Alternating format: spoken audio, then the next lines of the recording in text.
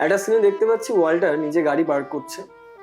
সেই যে গাড়িটা অ্যাটেন্ডার, সে একদম কালো একটা মানুষ, নিগ্রো।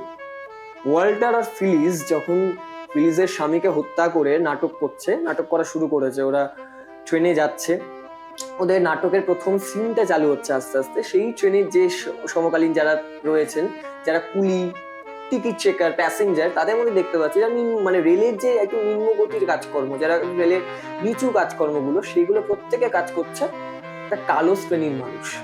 যেমন কুলি, মালপত্র বয়ে নিয়ে যাচ্ছে, খাবার দিচ্ছে, প্রত্যেকে কালো।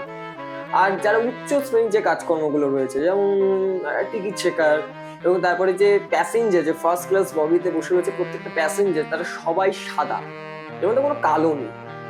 মানে বিলি ওয়াইল্ডার এটাই বোঝানোর চেষ্টা করছে যে এই আমেরিকা সেই সময় শ্রেণী বৈষম্যের মধ্যে সঙ্গে যে বর্ণ বৈষম্যের একটা মিলে মিশে যাচ্ছে, এই পুরো বিষয়টাই দুটো সিনের মাধ্যমে, এই যে খুচরো খুচরো যে সিগনিফিকেন্ট সিনস গুলো রয়েছে, সেইগুলোর মাধ্যমে বিলি ওয়াইল্ডার পরিষ্কার করে বুঝিয়ে দিচ্ছে।